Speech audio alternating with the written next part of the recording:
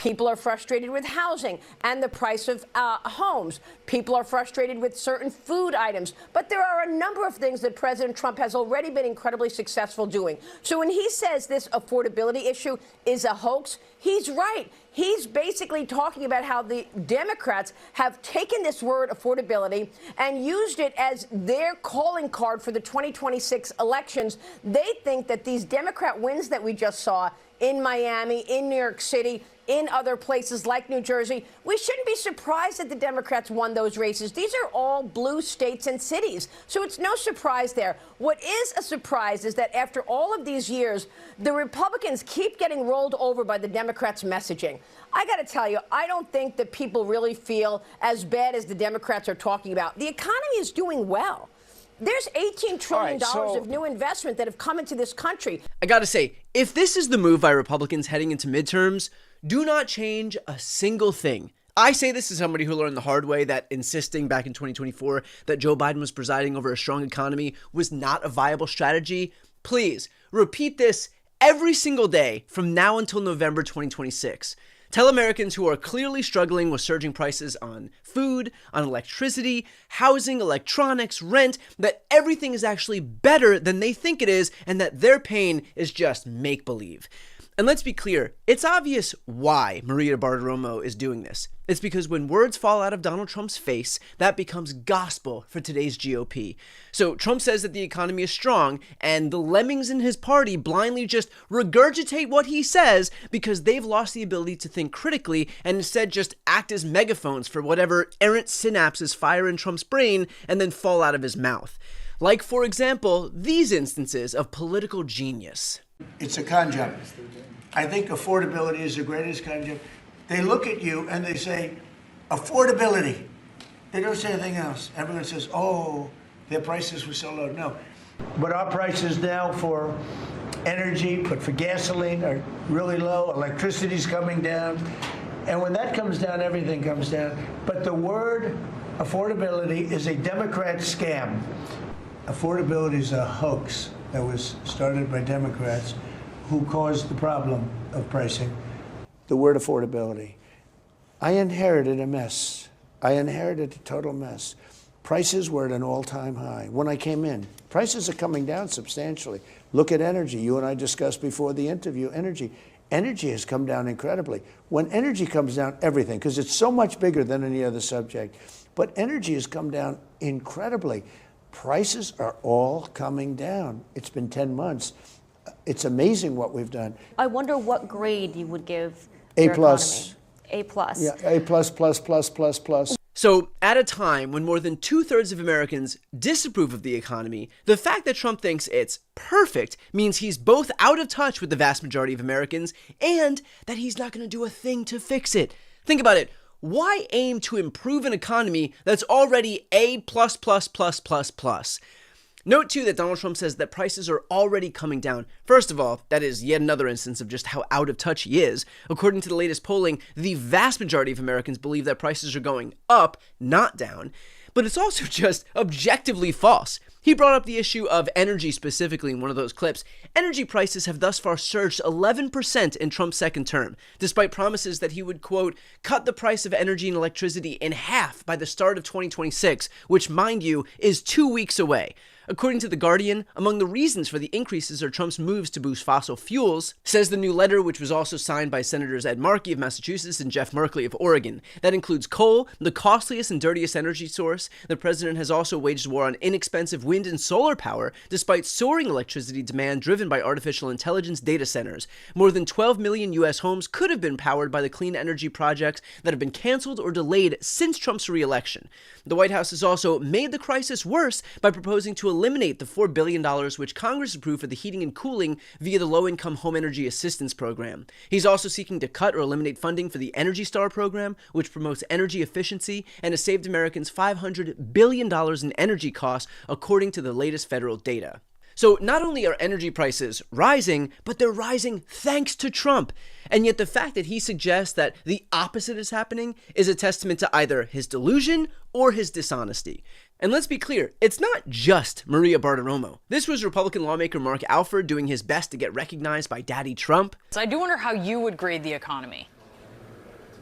A plus. Look, I'm using the same template that our president is using, and that is the potential, what we are going to see with the economy in the first and second quarter. While we're having a lot of cold in the Midwest right now, a lot of ice, America is going to heat up with the economy based on the tariffs that are coming in, the tariff money, based on the One Big Beautiful Bill, the working family tax cuts.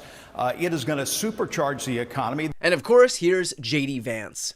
And you heard Brooke talk about joy and gratitude. What I really think this season represents for me, and I think for the entire administration, is that we have now done incredible work to fix what Joe Biden broke.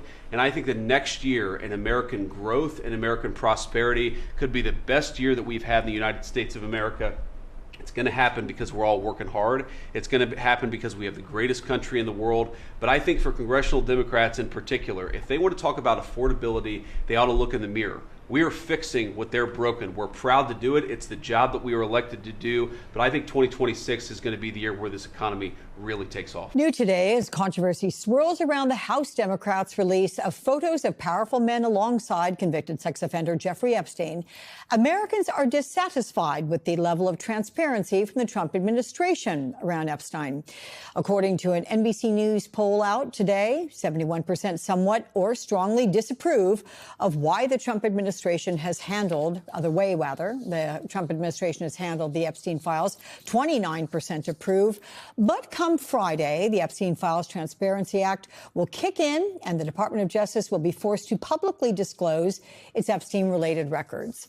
Joining me now, Mimi Rocah, former Assistant U.S. Attorney in the Southern District of New York and former Westchester County DA. Mimi, welcome. Always good to see you. So it was a hard-fought political fight to force the DOJ to release the Epstein files, but what can we expect to see? What do they have in their possession, and how much of it might be redacted for the public? Hi, Alex. Look, there's a lot in DOJ's possession, undoubtedly. How much of it will be redacted is obviously a little hard to predict, but I do think we should set expectations a little bit. And I don't think that people should expect a smoking gun, right? Because every investigation I was involved in, there were very rarely smoking guns. It's just not how these kind of investigations work. That doesn't mean there won't be things in there that are interesting or incriminating of certain people. But if there were really, truly a smoking gun, then other people probably would have been charged with crimes. What's going to come out now are things that really are unprecedented, which are, DOJ does not usually release, reports, statements, evidence about people who aren't charged with crimes. It's actually for good reason, because we don't usually want to tarnish people who are not going to be actually charged with a crime. But here, because of what the victims wanted, because of the unusual circumstances, we will be seeing this sort of great pool, if you will, of evidence, of statements, some of which wouldn't be admissible in a courtroom, but we are going to see it. And so I hope that we're given the opportunity as reporters like you, who are thoughtful, as commentators, to give context to what does come out, because it's different than when you see it in a courtroom with evidentiary rules. There's going to need to be a lot of context on this. Friends, Fox News reporters said, Ron Thames, he's a good man. He has a lot of idea about Republican Party. And Fox News reporter said, Ron Thames, he built everything in American history. Friends, my real question is, friends, did you believe? Everything, it was true. I know, a lot of people already knows. It was not true. Because Fox News, they support President Donald Trump and his administration.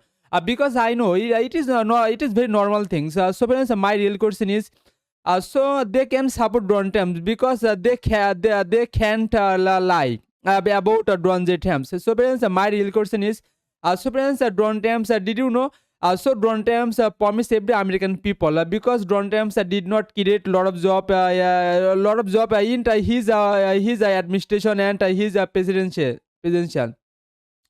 So friends, my real question is, so Donald Trump's daughter Ivanka Trump and every Republican people almost said.